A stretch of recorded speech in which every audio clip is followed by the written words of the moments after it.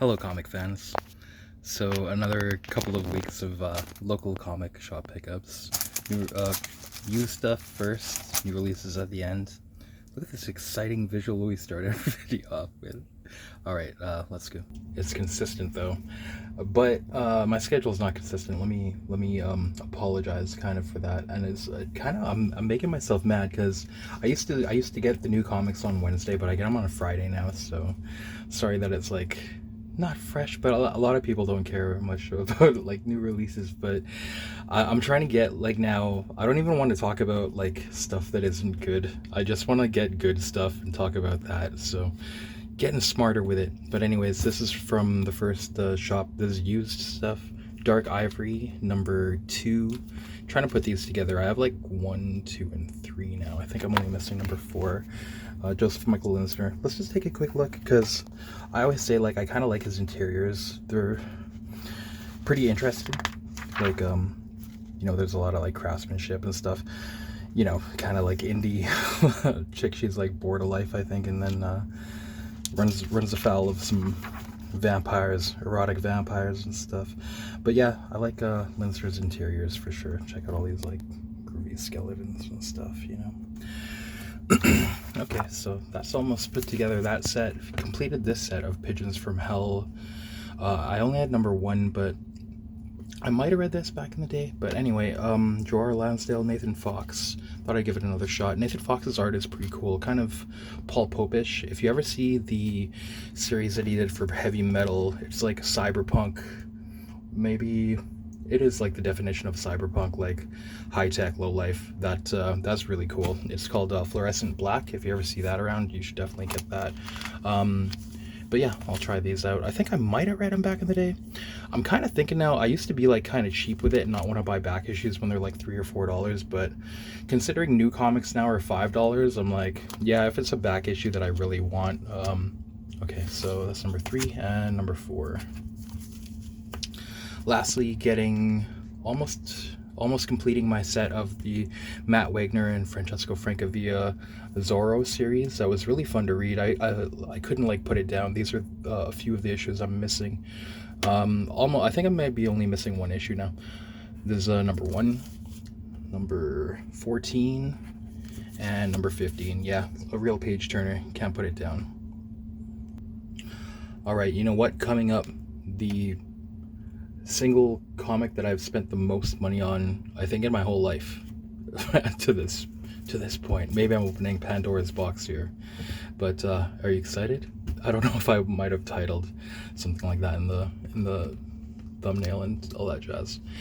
From 204 Comics, firstly from the 50-cent bins, Jonah Hex #57. They had a bunch of these like weird kind of indies that might just have like one little take on them, like say this little fold in the corner here. Hawks the Outrimmer from Boom #2. I saw this is based on Robert E. Howard and maybe mature readers, so Robert E. Howard is sick. I think your boy Zach was saying it's boring. It's not. It's like reading a fucking Frank Frazetta painting, man. It's just pure visceral like action and breathtaking shit. It's so good. Okay, Hawks of Outrimmer #3 from Michael Straczynski and Mike Chua. Moths #3. I think I might have seen that had boobs inside or something. Anyway, 50-cent bin #4, #5. But it looks very heavy, like maybe Tracy or photo reference or 3D models or something. Usually not a style I'm into, but sometimes when you're reading it, you can just kind of get into whatever world the artist is like creating and stuff. But we'll see. For 50 cents, that's about what I would try for that art style. Okay, #6. More Straczynski. This with C.P. Smith and Snakebite Cortez. The Resistance Uprising #1. Yeah, they had a bunch of these AWA upshots in there. When I went back, they didn't have more, but I was trying to get just like if I saw like early issues. A lot of them were like the final issues of miniseries, and I was like, I'm not gonna, you come in at the end, right before the end credits of a movie, you're probably not gonna enjoy it. Resistance Uprising #2. And I did read this one, Peter Milligan and Marcello Fruzen, Sacrament #1. This was pretty groovy, kind of like sci-fi horror in the future. It seems like religion is like, what's it called, outlawed in this kind of dystopia or whatever. Or maybe that would be a utopia. It's up for debate. I'm messing around, but yeah, so there's like this weird kind of serial killer or something going around that seems like it might actually be supernatural, some supernatural element. This guy had taken part in like a maybe failed exorcism, and so even though the government is after him because religion is like outlawed, they're kind of like, hey, we caught you, but if this is like a real demon or something, we might need you to fucking help out exorcise this thing. That's what it seems to be happening here, or else they're just like kind of playing their cards close to their chest and not really trusting him or something. But yeah, it seemed pretty good. Peter Milligan is usually pretty good, right?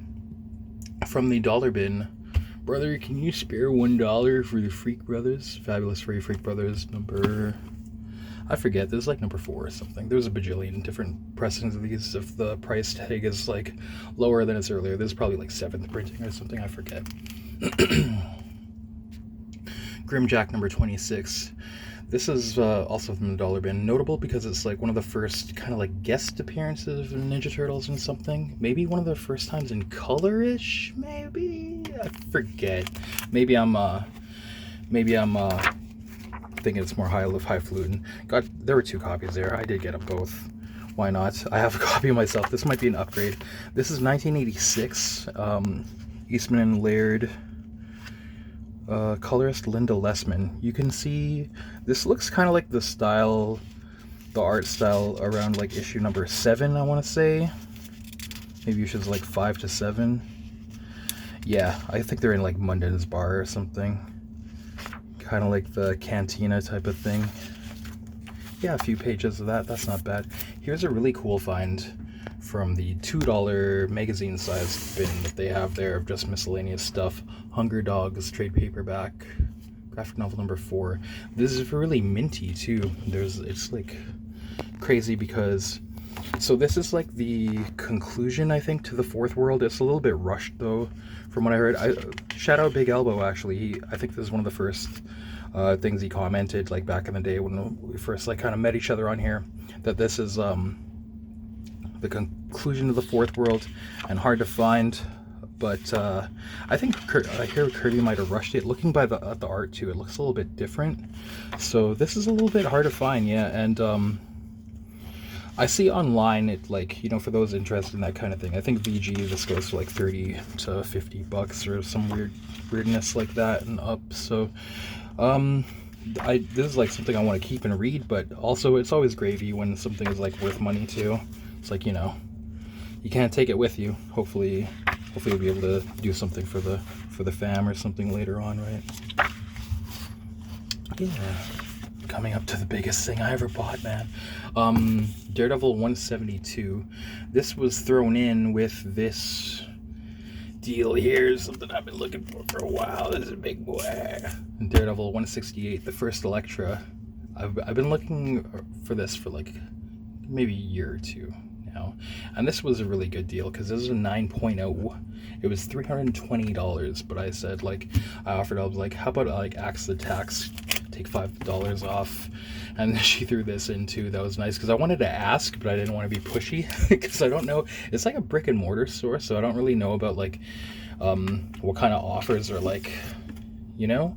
A lot of the time when it's like a brick and mortar store, you don't feel like it's like the appropriate environment to try and haggle and stuff in, or like doing it around other people or whatever. I'm gonna open this up so you can take another look. I'm gonna do it real careful though. Yeah, this is in insanely good shape. They said they estimated at about a 9.0, and I don't really see like anything going on. It's all snug on the spine, no spine roll or indentations or anything. The pages, I guess, would that be called like off-white? You always gotta check the centerfold, I think, on something that you're spending some bucks on. That centerfold is all it's just, I guess like I'm kind of learning about like really, you know me, I'm not really condition or keys guy, but yeah, you check the staples, no rust, no pages missing, and then you can, it's like kind of a good indicator, looking a horse in the mouth, right? But yeah, everything is going good there. The only thing I think that the reason why it's 9.0 apparently is this, somebody like had a little bit of ballpoint pen there, maybe like half an inch on the back cover. That's totally fine for me because I like that there's no like mildew or roll, like spine roll especially. Like the thing about spine roll, it doesn't bug me unless it makes it like hard for you to turn the pages. You know what I mean? Like you kind of hold it with your thumb and like flip that way. Yeah. I'm trying to get all the Frank Miller Daredevil stuff, and this was a big one to knock off, so hopefully I'm not opening Pandora's box. But see, I've been saying this all along, is all that stuff you guys are trying to like read and stuff, just that's not what it's about. Get the keys, that's what's important. All right? No, you know I never say that, but yeah, pat myself on the back. But yeah, crazy. I feel so nervous having this. They gave me this top loader too. I was like, they had a bunch of ratty I heard them talking. They're like, we don't like these top loaders. We're switching over. And I was like, could I just have one of those ones you don't want, just to carry it home safe, you know? Okay, moving on. All right, next up was Mighty Comics. I got this copy of Little Lulu number, I don't know, it's old though, 50-cent cover price, and it's real ratty, so it's just 50 cents. You'll see why it's like falling apart, but you could, this part's not falling apart. This is number 190. So this had the same like writer as some of the Nancy, like what would you call it, like sequential art rather than comic strip comics. And I really enjoyed those, so I'm not sure if this issue, like which ones overlap with that writer, but offhand, without looking it up, I was like 50 cents, I'll try that. This recently got an omnibus or something re-release, Savage Tales from like the 80s. This is number 6. I don't remember if I have this one already, but I think this was $1, so can't pass that up, man. This is like pretty hardcore. Edited by Larry Hama, like kind of action, like what would you call it, anthology, almost like a throwback to like old pulps or something, man. But look at this first page here. So Freud would have a real picnic with this. It's so on the nose, and you know, like looking at her ass, I'm like, who did that? Is it Mark Beecham or something? And yeah, of course, it is frontispiece Mark Beecham. You learn to recognize these tropes, these art tropes here. But these have like real good stuff in them. Chuck Dixon, John Buscema, John Severin doing Western, or I think it was Buscema doing Western. Severin also doing Western. I think they're Skeets, John Arcudi, Sam Glanzman, Pepe Moreno. Yeah, these are pretty groovy. I think. Well, the thing is, right? I heard. Some other folks say these are like hard to find, but when I ever do find them, they're always like $1 or $2.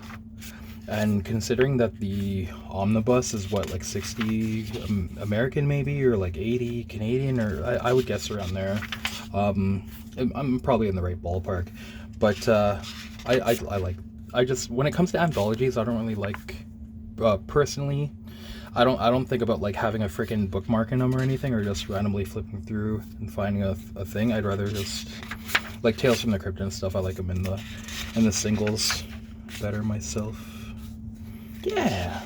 Well, also it's like kind of a great deal if you can find the originals for like cheaper than the reissue. That's always a weird thing. It's like that with records and stuff too sometimes, but not to digress. Okay, this isn't a crazy deal. Recent back issues, stuff from like the past couple of years. These were just like $1 off American cover price.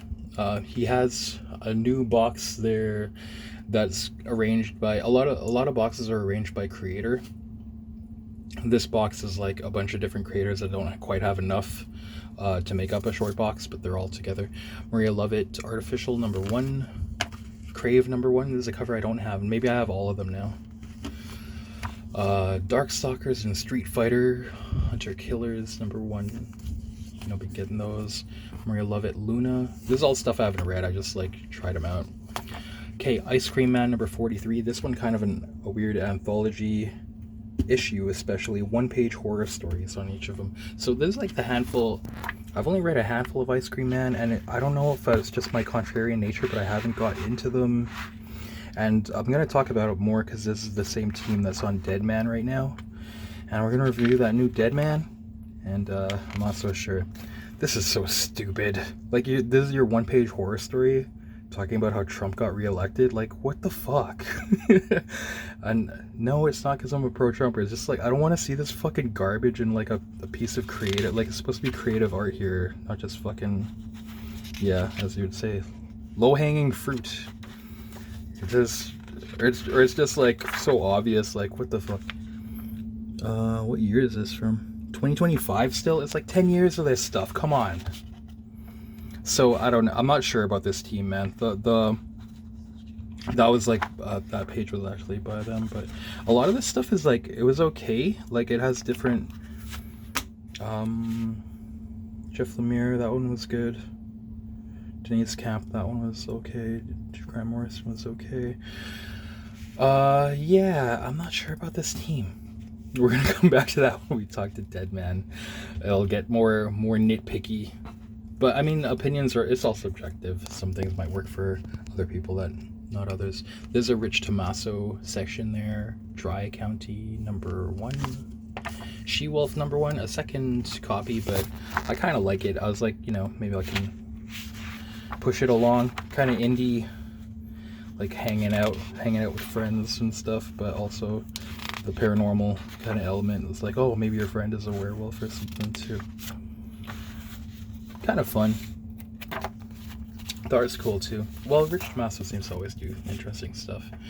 Tramps of the Apocalypse. Speaking of like heavy political stuff, like that's the problem I was having with the new Shaolin Cowboy, but I was like, when this was originally solicited too, I like reading the synopsis, I was kind of scared of that. But this you know, is like, it is very much like Earth has been reduced to dust and ash, refuse and violence. Men rule over women with an iron fist as they violate the planet in search of power and resources. Like, that's all, you know. but luckily, let's keep going. Earth may be a glorified landfill ruled by testosterone and off-brand ED medication, but its apex predator remains women. Buxom, bountiful, bodacious, beastly, bone-chilling, blood-curdling women. She's the chick in the driver's seat, leaning back with a cigarette in her mouth. She says, "Light me up," to this woman reclined in the back seat. The woman in the back seat says, "Unless I'm mistaken, this ain't Club Med, and I ain't your valet." Front seat driver hits the brakes. Skirt. "You're mistaken," with the finger right in her face. They're wearing these gloves too. So even though, you know, it's like this kind of like maybe you'd say like the leftist, you know, depending on your criticism take of like, oh yeah, men are evil kind of thing. It's more like a B-movie exploitation kind of thing to me. It's like a Russ Meyer flick. This is totally like Tura Satana type stuff. It's pretty good actually. I kind of like it. It's so much like Faster Pussycat Kill Kill kind of thing. Watch as these fiendish Jezebels terrorize their male counterparts. Yeah, the writing is like that fun kind of like thing too, like that. I'm sure you can get from those samples. Let me take a good look at that tiny little baby gun of yours, stud. Disarms this guy. You know, like being just like manhandling, totally like Tura Satana, like a femme fatale, but like kind of strong, beefy, able to use some wrestling moves or something on people, pulling out the switchblades too. Yeah, this was super fun. This is about a year or two old or something though right now, but I would try to find more of these. Alice Darrow. This is pretty funny too. At the head of this kind of like dystopia or something, this ruler. This guy reports back. He's like, "These horrible big-breasted creatures, they killed Jaggy in Indiana with their bare hands. But one of their bare hands was holding a knife. Big-breasted creatures? You mean these big-breasted creatures?" It was wanted drawing that he did. The resemblance, it's uncanny. Yeah, it seems like this actually has some good funny gags and stuff too. Like, I was genuinely laughing and entertained, so I'll be looking for more of those. Okay, another dollar off kind of back issue from the past couple of years. You know, Vampire the Masquerade, it always looked like I was a D&D guy growing up, right? All the World of Darkness people, we make fun of them, but the comics of Vampire the Masquerade and World of Darkness have actually been like pretty good. All the ones I've read so far, like pretty tight in writing and art. If you like that kind of thing, that like vampires, crime vampire families ruling worlds and cities and stuff. It's pretty fun. Okay, from the used trade paperback section, I think this is like kind of early Jeff Lemire. The original U.S. cover price $9.95. So the used trade paperbacks are always like half off the American half of the American cover price. I've read about half of this so far, and like, yeah, kind of weird, kind of gritty and stuff. My verdict, it's not gonna matter much. I feel like it's I don't want to. I kind of enjoy this, but I'm not sure if it'll be a keeper. We're gonna see where it's leading. Pretty kind of nasty, bold, brutal, and emotionally raw. It's a quote on the back there. One of them. Pure pulp pugilism, says Rue Morgue. Okay, we're at the new releases now. Alright, yeah, the way we're gonna do it, I think maybe going forward, see how you guys like it. I'll show off stuff I got just for the covers or stuff I didn't read yet, if I just got it like for the art or haven't read it yet. And then I'll get to like, you know, kind of moving from like worst to best. Like this week, luckily, like I'd say, usually I'd go with like some thumbs down and then meh and then thumbs up. But more and more there are like no thumbs down. I'm kind of getting smart to not get stuff that I'll like detest or anything. Okay, so first up, stuff I got just for like covers or art. I gotta get something just for a cover like every week, it seems now. But Alice Forever After #5. I should have checked out more of these because they had cool. It looks interesting. I think it's written by Dan Panosian, but this cover just looked too weird. It's shades of Robert Bateman too. I am collecting Blade Runner to read them, but I'm just not caught up. This is Blade Runner Tokyo Nexus To Lose Is To Win #4, the Virgin Ito cover. This was just the same price, I think, as other FOC covers, but Ito's hot, and I just get the covers that I like, whichever I kind of prefer. It's not like if one person's doing every cover, I'll get like everything from that for the whole series. I'll just get whichever one I like that month. Okay, so he's bringing in, at that shop, he's bringing in a bunch of Vault comics, because I guess they have a sale for retailers, real cheap, so a lot of issues are for sale like at the shop at the retail level for $2 there. I don't know what it is at other places, but keep your eyes open out there. I guess if you're looking for Vault stuff, maybe your shop or other places will have a bunch of these. Like for instance, I know everybody was specking and going crazy about Nectar. There's freaking like boxes of Nectar comics there, so they're not necessarily rare, but maybe earlier printings are. But you know, just for example, there's like tons of Vault stuff, I guess, cheap right now. Anyhow, Dead Acre Black Badge #1. I thought for $2. Sure, I'll try that. Okay, Ghost Machine official guidebook. Getting all these. This is #5, focusing on Hyde Street. Haven't read it. I'm not familiar with Hyde Street, but gotta like the guidebooks and just being completionist. I have read these before. These are this month. A bunch of reprints of G.I. Joe had more Ito covers. They're pretty neat, and they're issues that I did previously, like #7 with what's his face, Beachhead, I think is his name, and #12. Getting these again, you know, I've been kind of like on the fence lately if I'm gonna stick with G.I. Joe. Also, Where's the Wise? Snake Eyes hasn't showed up in the Energon universe yet, but so what's gonna happen? How is that gonna happen? It's gonna be big. But okay, so revisiting these 7 and 12, it shows characters that have like a little side plot going on that I kind of like forgot about, and it's cool to like see that. I'm like, oh yeah, I should maybe that's interesting, maybe it's going somewhere. These small little like teams and stuff doing their own thing in other places. Okay guys, I heard some wacky shit happens in this one that I don't even want to know about, man. Can't hear that, man. But yeah, this is another one I haven't like caught up. I just haven't read these. Just kind of saving it for a rainy day when I can really get real snug and comfy and really get into this TMNT Journeys number 12. Just putting the set together because issue 1 was sick of Transformers the movie, but it seems like the art gets a little more like tame later in these. I'm not sure if I'm gonna keep these. I have that 1 in 10 of number 1, and I just love the art. All the 1 in 10s, unfortunately, are like the best. Or I mean, nothing against all the. See, it's like a little bit too tame. Man, the actual movie is like so fun. It's nice that this reminds me of the movie, but it doesn't hold up. Nothing against it, but see, look at this. These 1 in 10s, and apparently they like connect too. They're so good. The originals are good too, actually.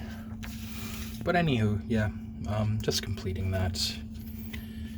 Just I don't know, impulse complete it, because I don't know if it would bug me later to have it incomplete, but maybe I don't need these. I just love issue 1 is more. It seems more like fun. This just seems more like the grid, and maybe like the art is like not as it's quite good, but it seemed like in number 1 the art was stronger maybe. Sorry about the hateration, you know I'll always be hating on stuff here. Okay, moving on to the Mez. Yeah, just like a portfolio, they say presentation. Start strong and end strong. So the Mez are in the middle here. And Deadman number 3. Reading this, like I was talking about, W. Maxwell Prince and Martin Morazzo. I love Deadman, but this issue wasn't it doing for me, dude. I did stick up for issue 2 though. The thing I would say about issue 2, it's almost like you see all these like fucking bajillion words. It's like almost a freaking short story or short novella when you read these. But I was sticking up for issue 2 because it kind of reminded me of like a Silver Age romp of that. It is like a comic that you can, like, even that Ice Cream Man comic that had take you fucking hour to read that shit, man. Sorry not to cuss. But it was like, it's almost like, yeah, you're that kid on a road trip in the back of your parents' car going to grandma's house, like an hour away or something, and you just have like one comic that you're gonna like read and reread and stuff. Maybe it's kind of like that. Issue 2 was like that for me, where it's like, yeah, just settle in. It's gonna take you like maybe half an hour, 45 to read it, or maybe it just feels like 45. It's probably like a lot of the time comics are like 15-20 minutes, but I think it's those are maybe 30-45. Yeah, issue 2 I did enjoy. And it seems like they kind of like know some lore or have some stuff to say, but I'm not sure with this if it's just actually just I can't think of like a nicer term, just like verbal diarrhea, like a bunch of fucking nonsense that is not like any kind of substance to it. Maybe it's just sizzle and not steak, or the illusion of like some kind of meal, but it's just like a bunch of friggin' chips or something. Like it's not actually substance. But maybe I'll revisit it, like this kind of thing. It'll go in the maybe pile, then I'll like read it again a year later and be like, oh fuck, I was totally wrong. But yeah, I'm not sure about this, man. Let me know. Maybe I'm wrong. Your mileage may vary, as they say. I'm going to definitely try the next one. But this is like, it just reminds me of like when people are writing for their own amusement, just like kind of not actually like clever, but just like, you know, doing like turns of phrase and just like a bunch of nonsense. Like I don't know. Like just like being like, I can just make up like whatever and just keep going and going. I don't know. Maybe I'm fucking, you know me. Maybe I'm an asshole, but this is it did kind of piss me off. But maybe I'll revisit it. Because like look at all these demons and stuff. There must be something cool about it. There must be something really going on. Let me fix this fucking light. That's better, right? Okay. Hopefully. Come on, don't do Deadman wrong. You know, we were talking about like, how would you make a Deadman series big? I thought about like maybe almost like that Quantum Leap style, or like The Fugitive, that old TV show, where he's just like kind of in a different town, and like, or like a different town, different situation, and like trying to solve problems or something. But that would be like formulaic. But I appreciate it. It seems like they're trying to do something different with each issue in this. Maybe my favorite is still the Mike Baron and Kelly Jones, and that's not really episodic, but we'll see. Maybe a week issue, maybe a lapse, but I kind of got the feeling that they were just being indulgent, or like, you know, when somebody's got the cocaine tongue and they're just like talking at you, and it's almost like they're just masturbating in front of you or something, and you're just like, what the fuck, I'm not even in the audience right now. Like, leave me alone. But you know me, maybe I'm just being like way too harsh. We'll see how it goes. Okay, this is like, the only reason I'm saying this is a meh, Dirt Beneath the Devil, is that it's kind of a setup, right? It's a classic, it's in the West, and like paranormal, but I mean, it's a classic almost like an EC Comics premise, where the what's the shit you call it, the reading of the will, where everybody comes out of the woodwork, and like, you know, they're kind of almost brought in, like they would be put in a haunted house, but in this sense, instead they're traveling in the West, and it's like the reading of the will. Maybe there's like the pure final girl, maybe, I guess she'd be the final girl, or like some other people that might be mysterious and virtuous, or red herrings, and some people are assholes, spoiled assholes that want the inheritance and stuff. It seems like that kind of, like, I don't want to say common, you know, just when if you've taken a lot of like fiction, you kind of like, you know, these are kind of what's the shit called, a premise, like a common premise or something. But I'll still like see where it goes, but it's just one of these things. It's worrying me when I get an issue 1 and it's just like, okay, this has potential. I feel like I need more than that, because I'm getting like a little bit less and less. I want to like get current issues. Maybe you guys are smart who are not getting it, but I want to be helpful, or like a part of the community, or part of this thing of ours. When being a Wednesday Warrior, Master of the Universe. But I go on Fridays. I ordered this because it had a really kick-ass Sleeper Mayo cover, and I was like, yeah, if I don't like it, I could like resell it, I'm sure. Like maybe it'll be worth a little more in a year or so. You know, just that's one way for me to try it out. This is only it's actually like pretty good. Out of like licensed stuff, it was pretty enjoyable. I like how this Beastman and the Merman like fighting each other, and the language and writing seemed pretty decent. It is said that long ago, on the first day, the Mer people emerged from the Crystal Sea. The first Eternians they met were the Beastmen of the Vine Jungle, 2 tribes of noble warriors who had mastered some of the harshest environs Eternia had to offer. They hated each other immediately. It was pretty fun, but just not really a keeper for me. As far as licensed stuff go, though, it seems like a little bit better than the common fare, for sure. Maybe it's just like, for me, I was a little bit too young for He-Man and stuff. Like I like only vaguely remember. It's like kind of blurry. The toys and everything were kind of cool. Actually, you know what's crazy? I enjoyed watching the cartoon She-Ra a little more. Don't judge me. But anyhow, okay, moving on. That was pretty good though, and that cover, I just had to. Bermeo is a fucking monster, man. Okay, you'd be surprised that I find this a meh, because it's erotic and it has like aliens having sex and shit. Money Shot by Seeley, Patton Oswalt, Graham Stelkov. Maybe I hate Patton Oswalt or something, man. He rubs me the wrong way, and I don't like that he wrote this erotica and I have to think about him being turned on or something. Gross. Alright, but anyway, sorry, that's not a good review. Don't dislike. Oh shit, I have to be careful with the show. So it has these like aliens. This is my first time checking out this Money Shot universe. I guess I stayed away because the character designs, they look kind of like generic, or like kind of trendy or something, or like whenever I see people looking all normal as like the supposed to be like the cool heroes, I think like whoever wrote it must be a loser. Or like whoever, it's like you just think like normal people are the coolest. Oh shit, what the fuck? That didn't show on camera right. Okay, well if that showed on camera, I'll have to what's this shit called? There, okay. just make this adults only. But yeah, it has like aliens. There's okay, so I guess each planet has like the people that are the best at fucking, having sex, and then they're gonna have the fuck offs competition for like, I don't know, best sexers in the universe.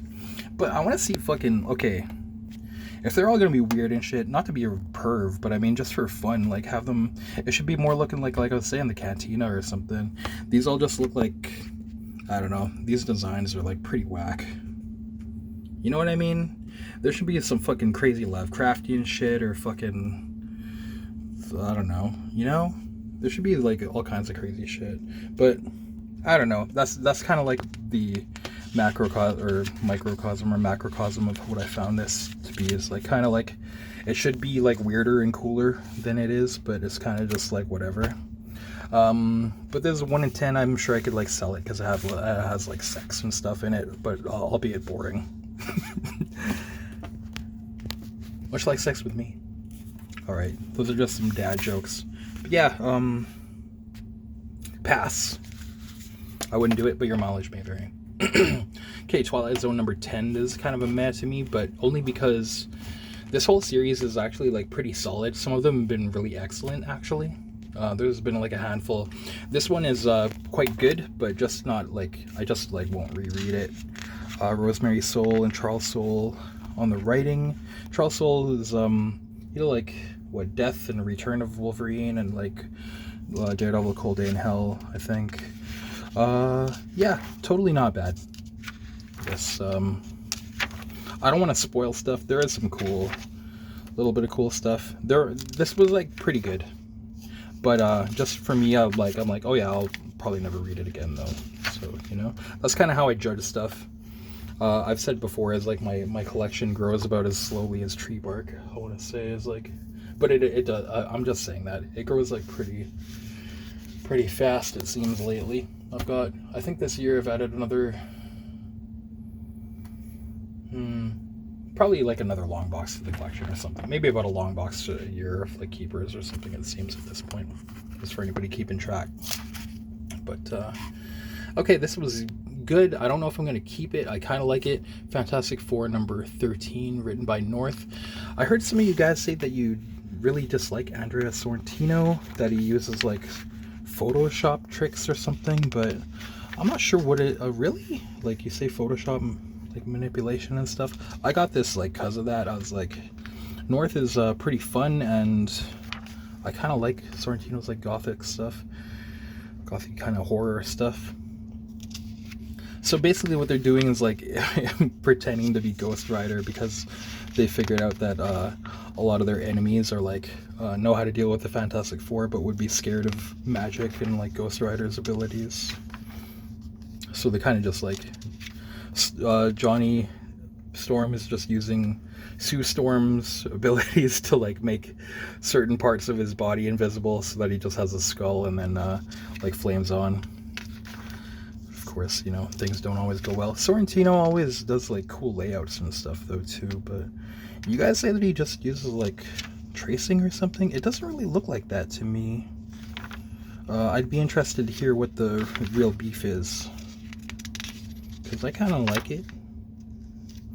That would be hard as hell to draw a motorcycle. Yeah, that might be traced, but I mean, like, even mangaka is like trace stuff, but I feel like it's better for like backgrounds, buildings, mechanical, really geometric kind of shit, and not for figures. Yeah, pretty fun. Okay, but we'll move on. Okay, also almost a meh, but moving up. Fury of Firestorm number 5. I don't know how to say this. Spoilers. Why don't you just, like, if you don't want me to spoil this, it's kind of a mild spoiler though, but I think you guys are savvy. I'm giving you a chance. Skip forward like a minute or two. You almost ready? Okay, I really love issue 1 of this, and I didn't know where it would go. It's kind of taken a little while. to get there.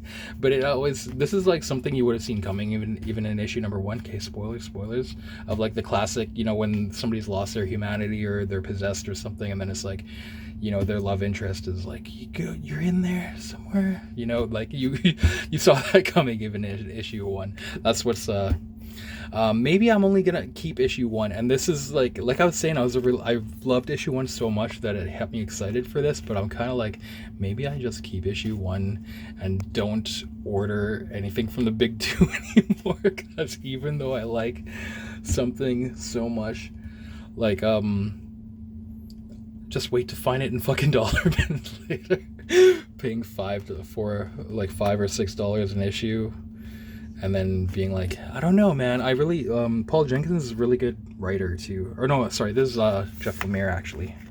I think it was Paul Jenkins. Oh yeah, he was doing Sentry.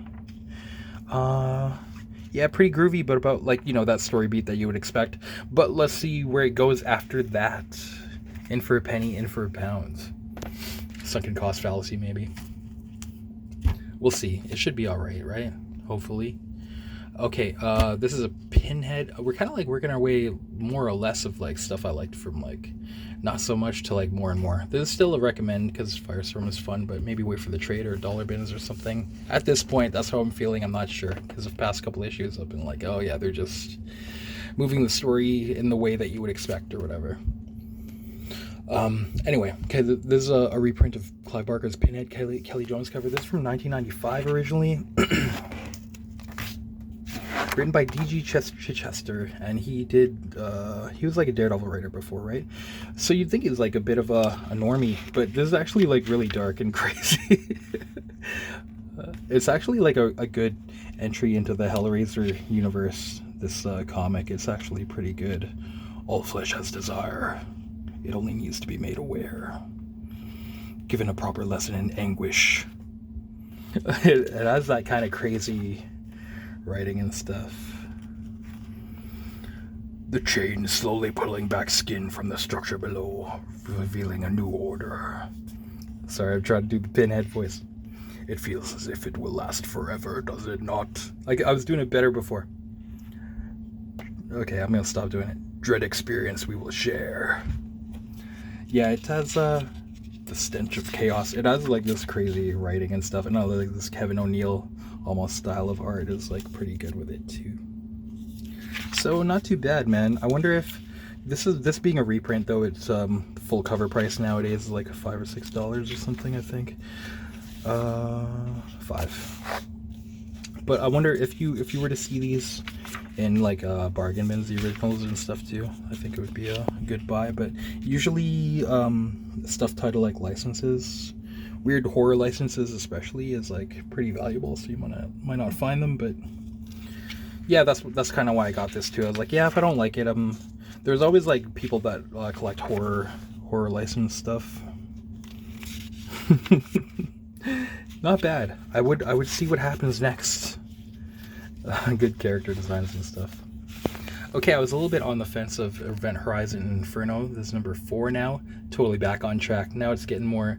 It was just doing like story beats for the past couple issues, or like kind of setting up for the final act, I think. But getting to the final act and things are getting pretty interesting and different. That's one thing I gotta say for this series.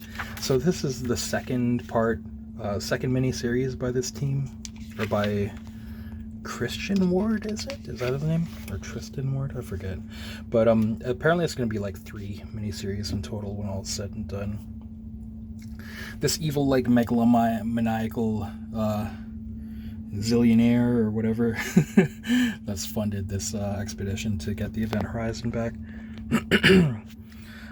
Yeah, pretty fun twists and like good phrases and stuff, good writing, pretty tight. He's a pretty amusing evil guy. Pretty good.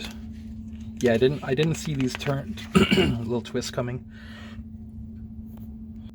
Pardon me. Nice layouts and stuff too. This is pretty solid, depending. I enjoy it. I do enjoy it. Yeah, the first series was a keeper. This one is like shaping up too. This issue is bringing it back, bringing it home. That finding out what that character is all about is a good twist too, and good some pretty good characters and stuff making up this ensemble kind of cast in space, kind of haunted house in space kind of story. Okay, Nosferatu Nightmares, #1 from American Mythology Productions. They seem to put out some pretty interesting stuff. I haven't heard of these guys. Bio Parsons, Emmanuel Tomarelli, James Kuhorik, Emmanuel Tomarelli, the art on all of them. Okay. So this is all inspired by the film Nosferatu, and it has, like, say, there's 3 stories in here. This first one has a cool silent film kind of vibe. It was cool to like read it like that, where you get this card at the top, and then like the beats of like maybe the frames would be like zooming out and stuff in here. Pretty well done. This reminds me of like, it's almost like excellent, like A+, but it's almost like it's an interesting study kind of in like, movies that are like quite good, but then you're kind of like, I wonder what they could have done to make it like really like a fucking masterpiece or something, so I did really like this, but it does kind of have that feeling of like, I wonder what it is that would just elevate it a little bit more. It doesn't really feel like it's not bad like at all, but it's just almost like, damn, it's like a fucking A or something. What would take it to an A+? All the writing is like, it feels appropriate for the period and like nice evocative kind of atmosphere of this time too, and each story is like done a little bit differently and kind of cool too. Yeah, this one's pretty good. I just don't know if I can recommend paying for, depending on your situation, what stuff is worth paying for like full price. If I had more options to find stuff in bargain bins later, yeah, but it's kind of like indie stuff. I'm like, won't see it. Like if I want to be real cheap, but the norm now is $5, and I mean, what would that be? A couple of cups of coffee. You could have about it. You could have some fun, This is pretty good. Gastronomique. I can't show you this. You want to hear something that's honking me off, dude? I ordered 2 copies of this Jenny Frison NSFW cover, which has like pretty explicit lesbian sex going on the cover, but I only got 1, and that's a bummer because I'm sure I could like hoard it and make like good bucks on it after. But yeah, that's why I can't show this. But yeah, a weird kind of period horror. It seems like unique and like not like other stuff. We're gonna see. It's almost like setting up, but that's the thing I'm wary of, man. Is like, if I don't, we're gonna get to that. I'm like, it seems like it has like potential and stuff, and but also besides that, cool stuff was going on in issue 1. I just can't really open this up. It's too hard. I think it's been shown elsewhere though. Check out Comic Rack. He's like talked about this too. He's recommending it, and yeah, pretty good. What more can I say?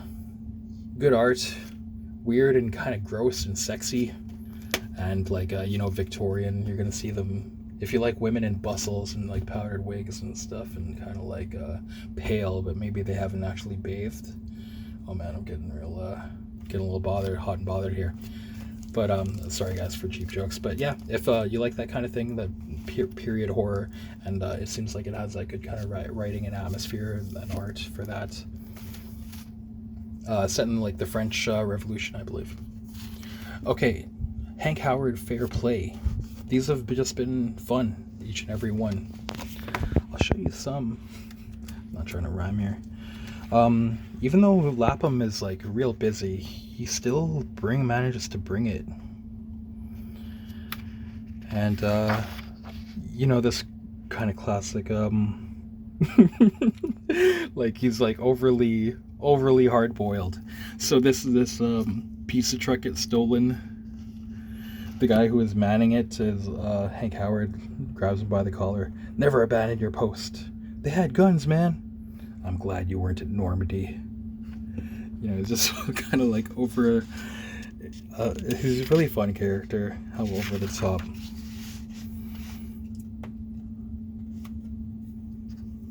What else are we gonna show? Yeah, good action and stuff, man. And like unique action set pieces, if you will, and action sequences, it seems, throughout all of these. Oh yeah, just like, even though it's a comedy, you'll get like these crazy beats. Not to spoil it, okay? Only look if you're like okay with spoilers. You'll get like, whoa, holy crap. So I appreciate that too. Yeah, fun stuff. Okay, Shaolin Cowboy. You know the problem the nitpick that I have with like Jeff Darrow all the time is like this fucking goddamn genius artist, man. But I just wish he would like collab with somebody like nuts on the writing too. Okay, this is like my favorite shit. Maybe is when he does all these like fake like brands and like signs and stuff. It's almost like a weird like free association that's just absolutely like demented and hilarious. Yeah, I like the city scenes and stuff. You know, not to be a broken record, I don't even want to talk about it anymore. Just like people inserting like current event politic talking points and stuff. I mean, it's just really, it's not real life to think that there's like Nazis everywhere around you, man. That's propaganda, man. Or especially agitation propaganda, the agitprop, just people having everybody thinking like that people around them are potentially like enemies and stuff, right? At the drop of a hat. Like if you didn't have news system or like the new media, which is just the evolution of the old media,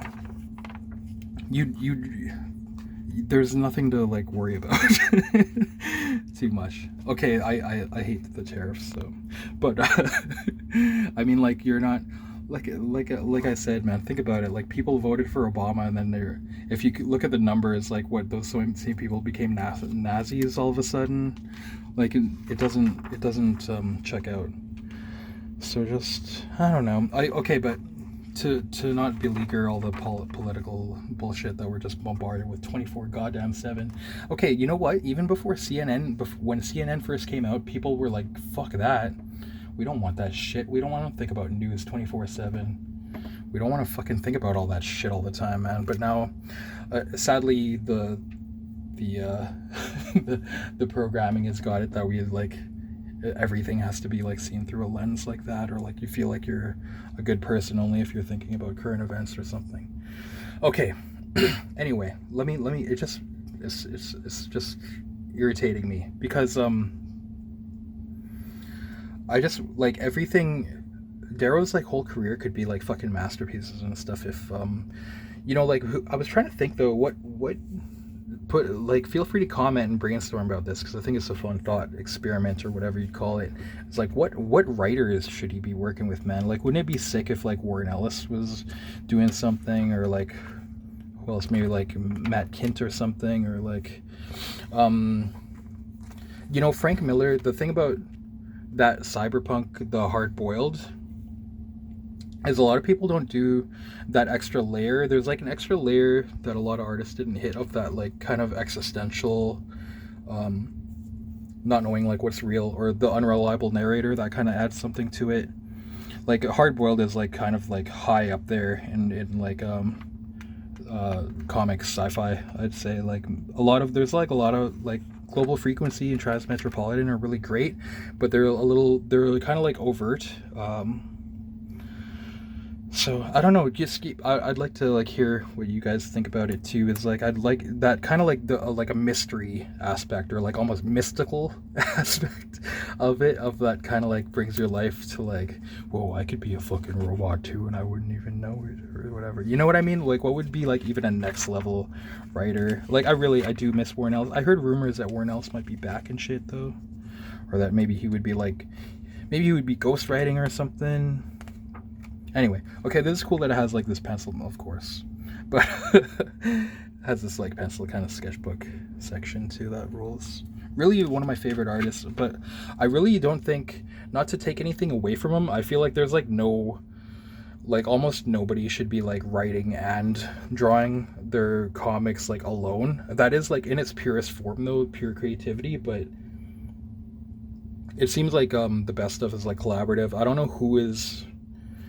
Oh yeah, somebody was. We talked about this like a couple of years ago. It was like Terry Moore might be somebody that can. I always say Frank Miller, but you know me, I love Frank Miller a lot. But who really, like, everybody? It seems like whenever anybody does their art and their writing, they kind of just like almost treat the writing as like a joke of just like self amusement, rather than end up making anything that's gonna like transcend. Anyhow, okay, you've heard me say all this shit before, but I just. Come on, his whole like he could have like a career of just fucking amazing masterpieces like Hard Boiled if the stars were aligned right. I'd like to. Who do you wish would write with Geoff Darrow? But I know he only puts stuff out every like couple of years or something. Okay, there's another recommend, Fort Psycho #1. Speaking of Matt Kindt, this is the Luis LaRosa cover. And I'm not that familiar with Matt Kindt. I was just throwing a name out there that seems like maybe up to the task of that kind of shit. This is pretty fun, dude.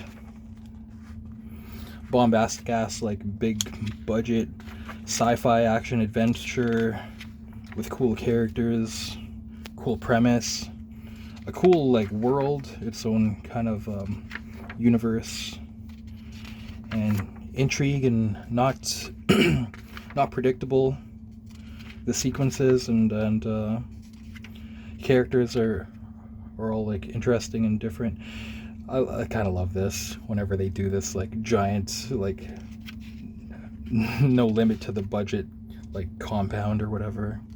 This gets to this prison island, and it's like, actually it's like pretty sweet. We just let the world think it's a prison, but then it just shows like discotheque, stables, golf cart charging station.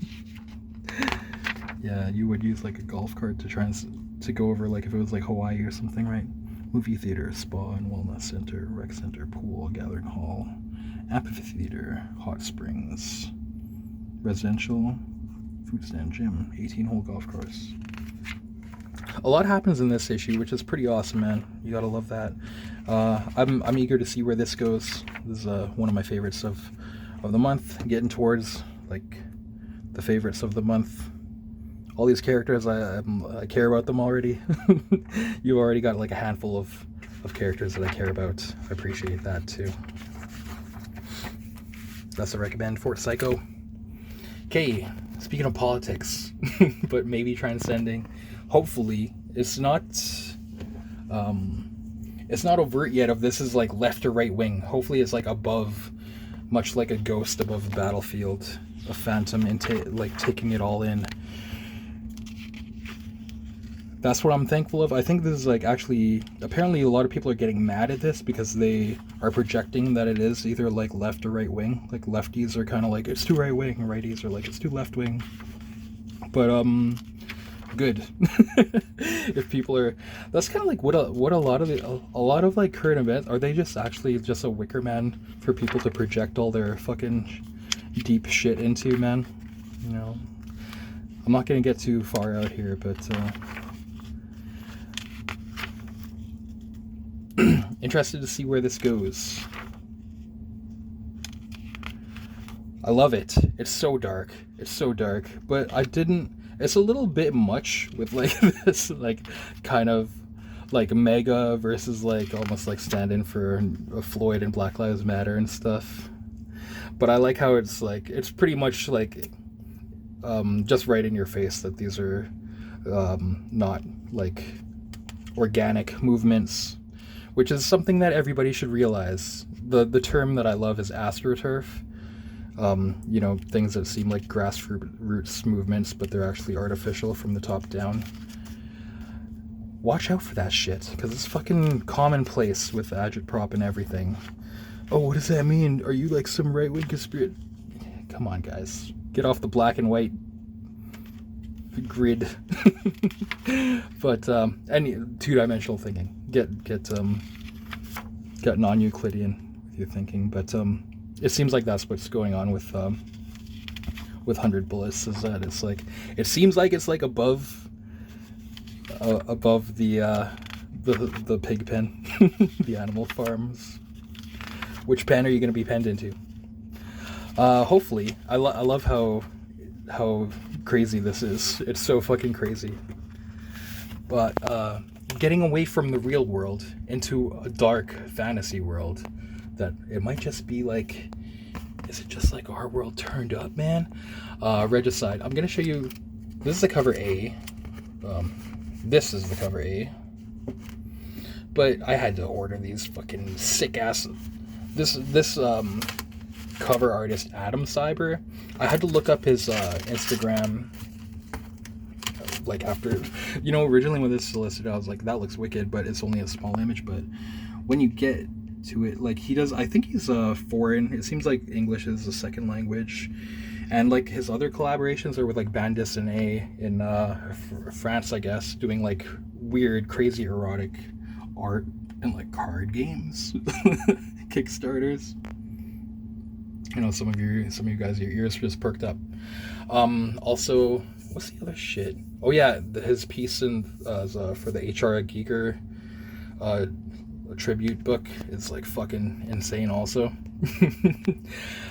this is cool. This, I guess, well, Patrick Quinlan, Danielson. Okay, some guys I could like shout out every video. I'll try not to. I don't want to make everybody else sick with it. But Patrick Quinlan, Elston was mentioning that this guy collaborates with like foreign artists that are like kind of unknown and like kind of get some exposure, which is sick. Not just like a charity case, but these are like kind of perfect artists for this crazy stuff, and that's like, I love that. This is my pick of the month so far, or the weeks. Fuck, I love it. You know how I was talking about some of these other like issue number ones, you're like kind of like, oh yeah, that has potential. Or the thing, like, everybody was on, not to throw it under the bus, some of you might like it, but like Corpse Night, everybody's like, yeah, it seems like it could really like be cool and like go somewhere. This is what I would want instead. Like, I was kind of disappointed in Corpse Night myself, but I haven't read like other issues. But this is like, this actually has all the shit I'm looking for, of this like nasty indie dark fantasy art. And like, rather than being like, oh yeah, maybe something will happen like by issue 6, a fucking fuckload happens in this issue already, man. And the writing is so goddamn tight. It's really like, you know, we talk about like Age of Heroes or Prey from Monster Comics by Troy Nixie, or Crusader from, I think, Matt Emmon.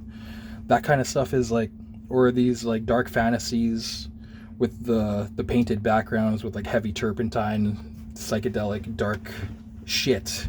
That's so good. Like of weird artist visions from like the 1970s and stuff too. Reminds me of like all the best of that, but brought to more of an adult setting, because the violence, there's like, you know, there's weird kind of almost like manga, like nude monster women and shit, or like intense graphic violence. You know, I know that might be too much for some people, or like you might think it's kind of degenerate, but the writing is so fucking tight too. The sun used to throw golden light across healthy crops and honest men. Now it extends a sickly piss-colored haze on marginal land and a compromised people. Kind of reminds me of places we know. Maybe, maybe not. Catching that viper. We get introduced to this weird character. Don't be scared, children. This metal face is only to cover some bad memories. See, it won't hurt you. I won't hurt you. Now, where do I find the village elders? They like gives them this weird fucking spooky looking toy. That light's better. And I like this little frontispiece too, of showing that guy. I gotta be careful not to rip this. It's a fucking variant cover. Rare. Little boy, what is the name of the village ahead? That's my village. No name for it. Too small, I guess. And the people, are they simple? Simple how? Just weird, like, ominous, good fucking writing that kind of like makes you fill in the blanks, kind of like the show and not tell or whatever. It's like gets your imagination going.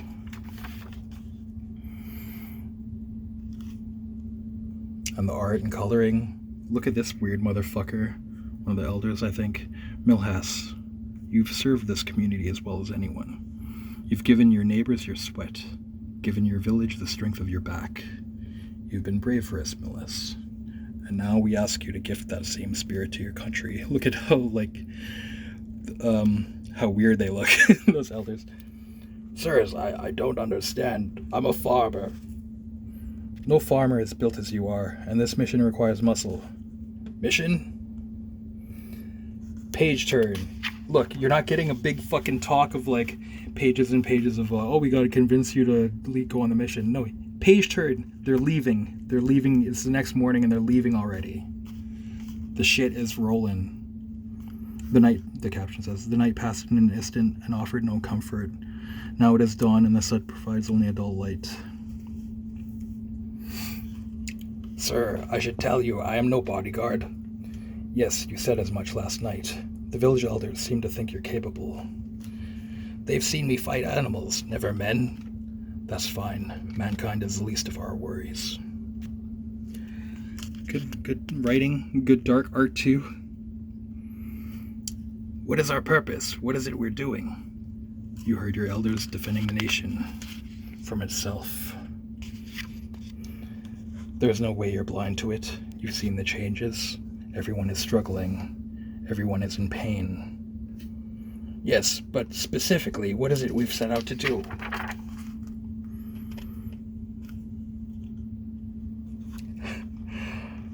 Okay, I'll spare you a little bit of this. He's like, basically assassinate the king. There's a parasite on the throne. He performs misjustice on the peasantry to overstuff its coffers. A coup? An assassination. Do the village elders know this is your goal? Bandits ahead. Yeah, so this crazy ass, like, almost Mongol-like violence too. Really great action coordination, but also the illustration and, like, unique kind of fights and shit, and just brutal. Really good.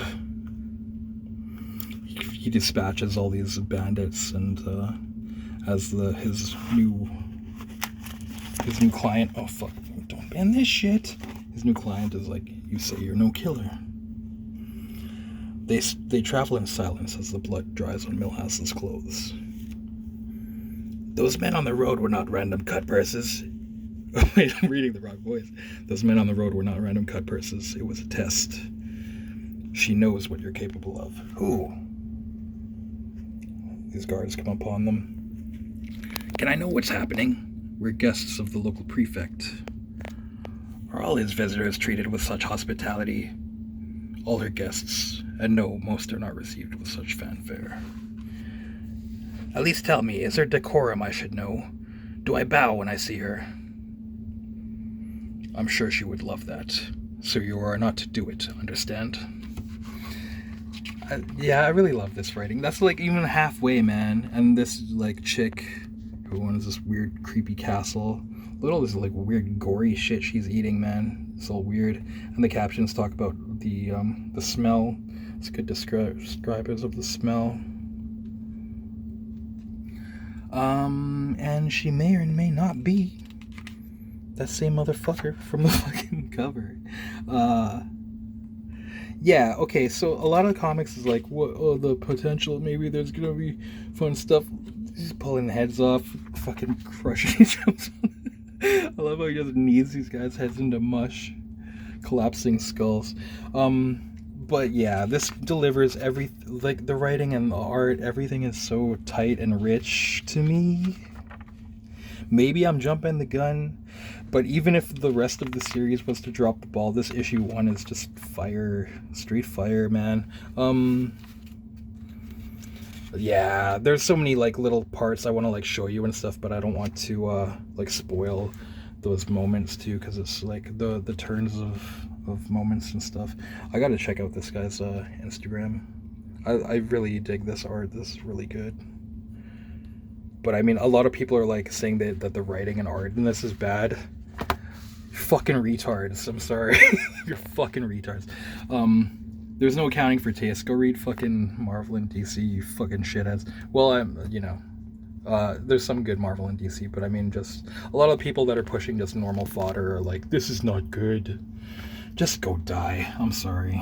I don't want to be too opinionated and divisive, but okay. This rules, anyways. Maybe issue 2 and stuff won't be as good, but it doesn't. I don't know how bad it could be.